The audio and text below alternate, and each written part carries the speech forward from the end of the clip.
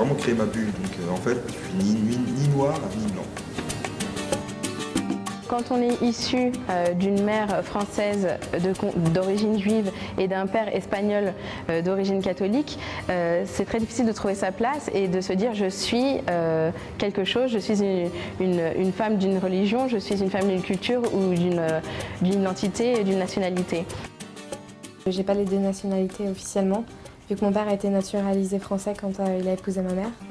Donc au niveau de la loi, je suis juste française alors que j'ai passé ma vie entre l'Angleterre et la France. Donc je me définis vraiment les deux quoi. Vraiment les deux, j'ai deux pays quoi.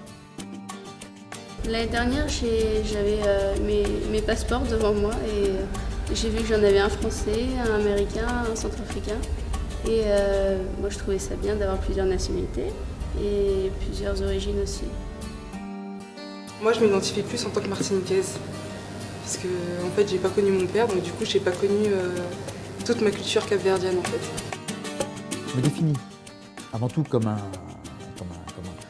français bien sûr, mais avec une identité qui vient d'ailleurs, c'est-à-dire qui vient d'autres terres, des cultures qui viennent d'ailleurs et des savoirs aussi qui viennent d'ailleurs, des comportements et puis quelque part des vraies valeurs aussi qui viennent d'ailleurs, pas que des valeurs françaises, il y a bien sûr des valeurs françaises, comment dirais-je, aujourd'hui une culture, une vraie culture, et puis il y a des valeurs italiennes, il y a une culture italienne, puis il y a une culture arabe aussi qui est là, qui se mélange, et je trouve ce métier intéressant. Dans ma façon de vivre, dans ma façon de voir les choses, je me considère un peu plus comme française, mais dans mon être en moi-même, je me considère autant algérienne que française. Et dans ma vision des choses et dans ma perception des choses, je pense que je me considère à la fois algérienne et française.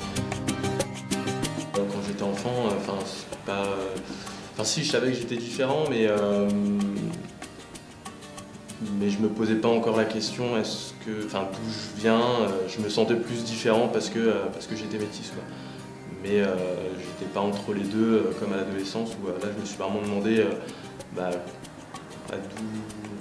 où je suis vraiment chez moi, quoi. Parce que je connaissais pas les Antilles et ici, en France j'étais considéré comme pas comme français, donc je me suis demandé un petit peu où était réellement chez moi.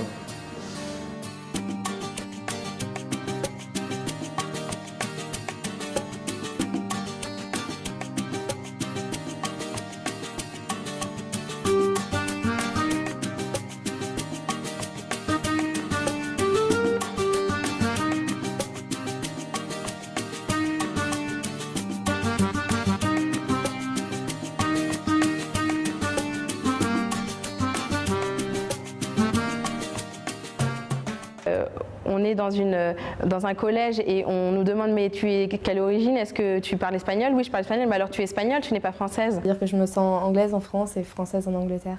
Quand j'étais plus jeune, je savais que j'étais née en Amérique. Donc pour moi, j'étais américaine, j'étais pas autre chose. Et après, je me suis rendu compte que j'avais aussi d'autres nationalités. Et donc voilà, maintenant, je sais que j'ai 3 nationalités. Je suis très contente. Et je crois pas que ça va changer. Je serai toujours un mélange de tout. On ne peut pas réellement se retourner dans une communauté. Donc en fait, on se sent un peu seul. Donc c'est pour ça en fait qu'on est obligé de créer notre propre petit monde, quoi, si on veut être bien. On a la chance, en tout cas, je trouve que c'est une chance, moi, aujourd'hui, d'être métisse, parce qu'on a l'apport d'autres savoirs, d'autres cultures de nos ancêtres en nous. Et ça nous permet, d'une part, d'être plus ouverts, de comprendre d'autres choses et de voir et de penser différemment par rapport à si tu avais une seule culture, finalement. Parfois, c'est assez dur de distinguer d'où on vient vraiment, parce que même si ça reste l'Europe, et c'est pas comme si j'étais moitié chinoise, moitié française, des choses comme ça, c'est des pays qui ont été en conflit pendant des années et on le sent. C'est-à-dire qu'il n'y a pas du tout la même mentalité que ma façon de... Je me rends compte en fait en grandissant que ma façon de voir les choses, la politique, de voir le monde est assez anglaise, assez pragmatique. Et en même temps, j'ai une réserve française naturelle, que j'ai pas l'excentricité que peuvent avoir les Anglais, etc. Donc ça fait vraiment que je me sens coupée en deux. D'un côté, j'ai des références à la fois anglaises et françaises, et au niveau de la culture, c'est vraiment un mix. Et on se pose, même si Évidemment, c'est pas un gros problème. Je pense qu'on est tous amenés à se poser des problèmes d'identité et que quand on a deux pays comme ça, on se les pose encore plus.